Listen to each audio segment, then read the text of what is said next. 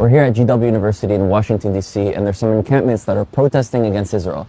They were taught that the only way to be pro the Palestinian people is by being against Israel. So let's have some conversations and discussions and see what they truly have to say. Yalla, let's go. I'm wearing a talit and a Magen David. That's a fake kofiyah, brother. This is a talit. What is that? You know, just because you don't know about Jewish culture doesn't mean you have to say it's your culture. I'm not attacking you. You shouldn't be attacking me. You willing to have a conversation? Things with people like you. What is people like me? Jews that are strong, that are proud of who they are? I'm a Jew. I'm proud of my... Yeah? Are you for the right for Jews to be able to live in the land of Israel? Absolutely not. I'm not talking about the way the state is structured. I'm saying the right for Jews to be able to live in the land. The first thing you said is absolutely not. So how are you going to claim that you're a strong Jew, proud of who you are? Because Judaism is a religion. We did not spawn from Israel. My genetic ancestry comes from Poland and Russia. It does not come from... Actually, if you check your DNA, it's Ashkenazi DNA is Jewish Middle Eastern DNA found in Europe.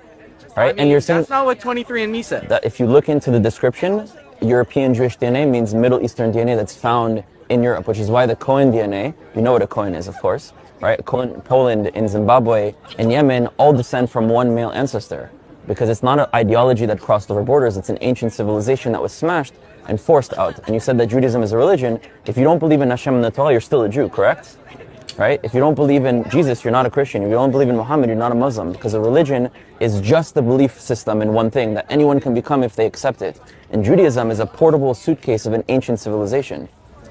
So, just because we all came from Africa doesn't mean that we all have right to claim over the land of Africa. Right, but that argument you wouldn't give to a Maori in New Zealand or an Aboriginal Australia, saying that because we descend from Africa or back here in the ocean, you wouldn't discredit people's connection to a land. But we moved. We were kicked out. thousands of years ago. We were kicked out, and there was always a people there, and they should have a right. Palestinian Jews.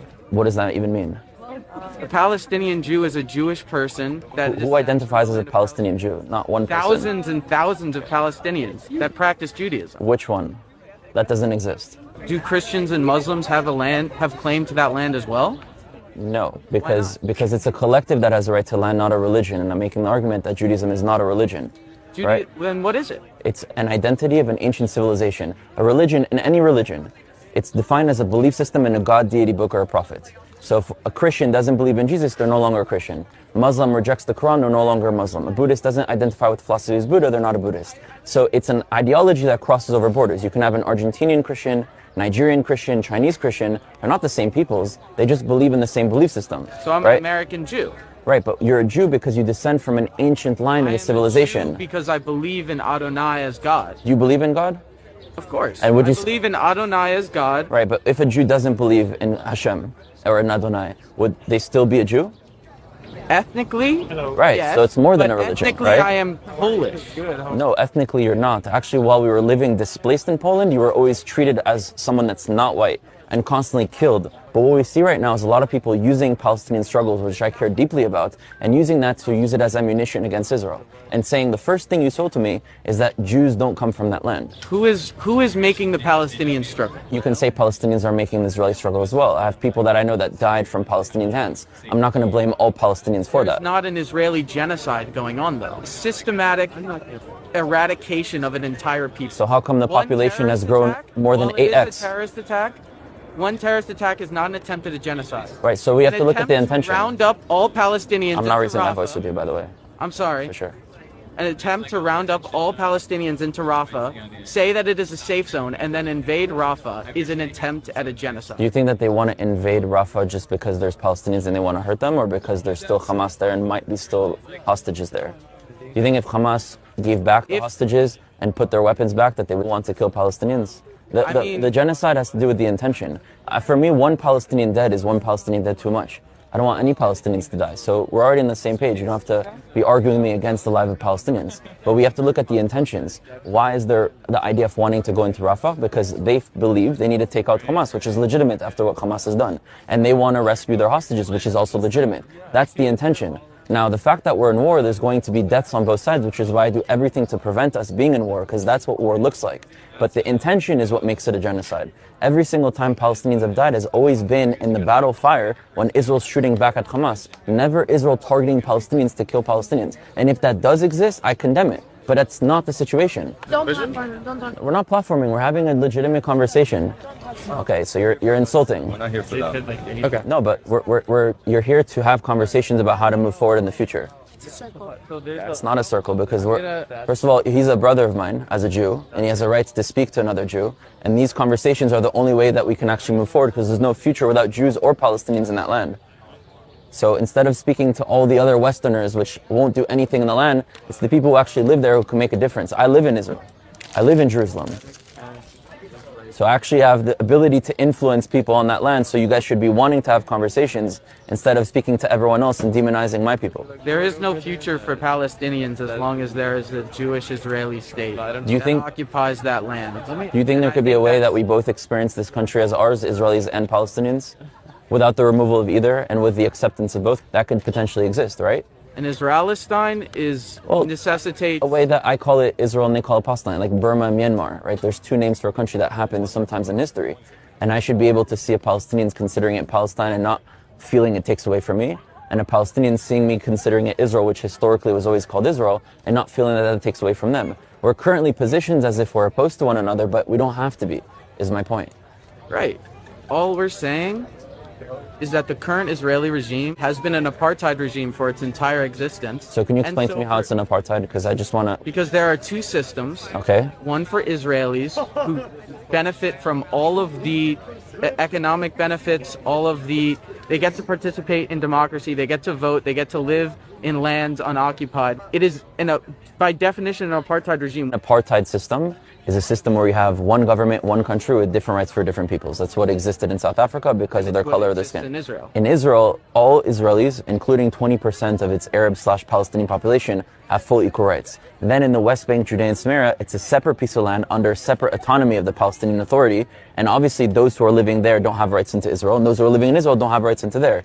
Gaza is a separate territory under separate authority, which is Hamas. And obviously people that are living in Gaza don't have rights into Israel, and people in Israel don't have rights into Gaza. For me, I would like to see this one land being united for all. So it doesn't mean it's currently just the system that we have, but it's actually the opposite of an apartheid, because an apartheid would say it's one land and different rights for different peoples. Right now we're talking about 3 separate territories with different jurisdictions with different populations. I can't go into Area A of the Palestinian Authority. I can't go into Gaza. So you're saying it's apartheid against me just because they can't go over here? Now I think we should all be able to access the entire land. The West Bank should be sovereign and all of the settlements in the West Bank should be rescinded. What I'm saying is that from the river to the sea, Jews and Palestinians should be free on this land.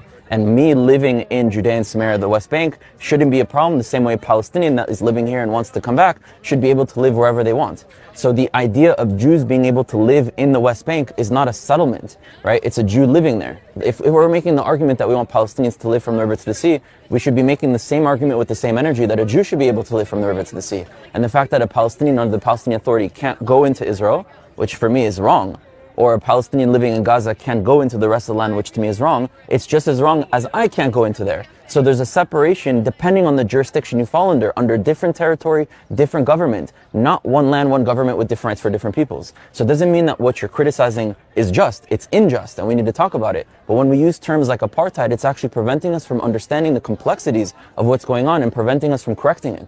And that's my point. And also, when you speak to most Jews, I'm sure as a Jew, you've spoken to many Jews, the moment they hear apartheid, they shut off to you. Whereas if you were specific about Palestinians go through checkpoints, they don't have equal access to resources, they have to have an IDF soldier that controls them, that they feel fearful of because they have no representation towards that soldier. If you were specific about the problems that Palestinians actually go through, then Jews and Israelis would be like, wow, yeah, I can see how that affects people. I could see how that's wrong. But the moment you use apartheid, genocide, ethnic cleansing, colonization, settlements, which in reality is what the West did to the world. And what we see right now is the far left feels so guilty for the crimes of their ancestors that they're using Jews and Israel as a scapegoat to push those ideas like they've always done throughout history. The far right blames the Jews for being the left. The far left blames the Jews for being the right. The capitalist blames us for communism. The communist blames us for capitalism. The white supremacists were enemy number one. The black supremacists, the Farrakhan's, were enemy number one. We're literally seeing it as the source of problem for all.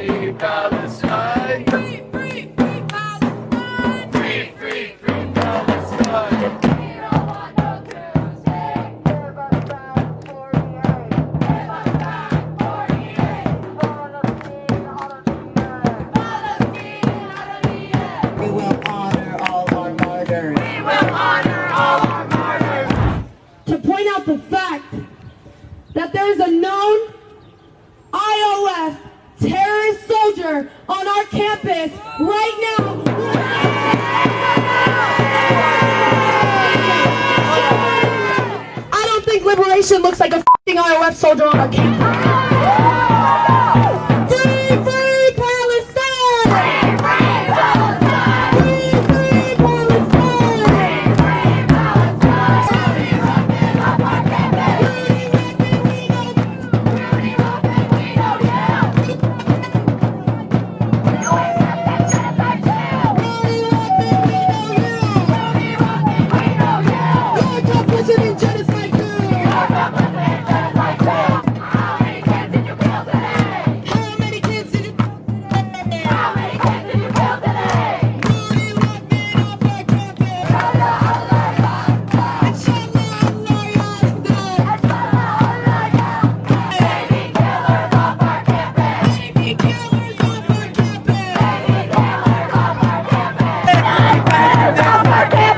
You're a Palestinian, you're my cousin. There's no future without you in the land. What was the reaction of the crowd, if you had to describe it in your own words? So I'm not surprised at the reaction of the crowd, because a lot of these protests are not coming from a place of light. They're coming from a place of rage, hatred, pain, which is legitimate, right? There's a lot of people that are suffering, and I also understand why many Israelis turn against Palestinians, because many of their family members were killed as well. And so we're actually in a loop of constant violence and pain that just projects more and more violence. And so I came there, I was engaging with a few people respectfully, letting them know that a lot of the things that they would think I don't agree with, I actually agree with. Then what happened? They recognize me because I have a large social media platform. They know that I'm Israeli, and because I'm Israeli, automatically that triggered emotions within them, and they started to see me as the person that's the source of all the pain that they're experiencing, and thus the crowd turned on me, put all their focus on me, started accusing me of all sorts of horrible slander and things that I'm not responsible for. So this didn't intimidate me. I looked at them right in the face, stood there for 20 minutes. I understand where they're coming from. I'm not looking at them as my enemies or with disgust or with hatred, but I feel bad that they're in this situation, and I hope that enough of us in this generation can put in the work to make sure that we don't continue in this way. And there were two Palestinians, they were older and more mature, who came up to me and said, I would genuinely like to have a conversation with you. You're gonna come with us, okay? No problem. All right. Come on. Salam alaikum. If a lot of us engaged more, we'd realize we agree on much more than we think. Yes. There is no future without Israelis or Palestinians in the land. And our future is going to be one that's together. I understand that for you, the right of return is important just as is for me. And there's no way that we can live in this land without fulfilling both of our aspirations. So if these students actually understood what I represented, they'd realize that I agree with much more and fight more for achieving what they claim to be trying to achieve. Like, okay, you said there is so many Israeli has been killed. And Are you against Israelis being killed? Let me see. No, I'm not. You're not against Israelis No, being I'm not. killed? I tell you why. Innocent civilians. Innocent civilians. Well, I'm against Palestinian civilians being killed. Let's assume Israel is your land. If somebody came to Israel, I think it's our land. and start fighting you, have no right to defend yourself. I think it's our land. There's a difference between That's what someone you fighting. Think. You think it's your land. So why are you coming here? I'm not even. I think it's our land, meaning Who's our? me and you. When I say Okay. our, I'm including you. Okay, This is the well, land that my okay, ancestors so come we have from, and that- that your we have- ancestors we come have from as been well. to You might be used to speaking to people that are from Israel that are against that, and I'm not against that. So the final goal of what we both like to see, we probably agree. If more of us started to engage with one another, humanize one another, the same way I can condemn the murder of Palestinians, if there's someone who's an innocent Palestinian and someone goes and murders that person, I publicly and openly am against that. And I'd hope that you'd be able to make a separation. If Hamas goes into the homes of people and kills them and rapes them and does horrible things for which I know people have gone through that, you should, no, it's, I saw it with my own eyes. Listen, I'm not going to minimize your struggle. You shouldn't minimize mine. It actually happened what happened on October 7th. I got out of the army 10 years ago. Right? I served in the army when I was 18 years old as every Israeli. And I was called back for reserves out of nowhere, taken out of my life, taken out of the work that I do to actually unite Israelis and Palestinians. And on October 7th, I was in Kfar Aza, and I saw what Hamas did. I saw babies killed. I saw people raped. I saw people's bodies on the floor after they raped them and killed them and beheaded them. I saw these things that were happening to the Israeli people. So it's not a lie. Show us so we could believe it. There's plenty of footage. There's plenty of footage. Even Hamas released the footage about this stuff. There's a 43. Okay, look. Okay, I'm gonna publish it for you. I will. And understand that Because I know it doesn't exist. just me showing you this doesn't mean that it is in competition with Palestinian suffering. Doesn't mean it's trying to minimize Palestinian suffering. In no way when I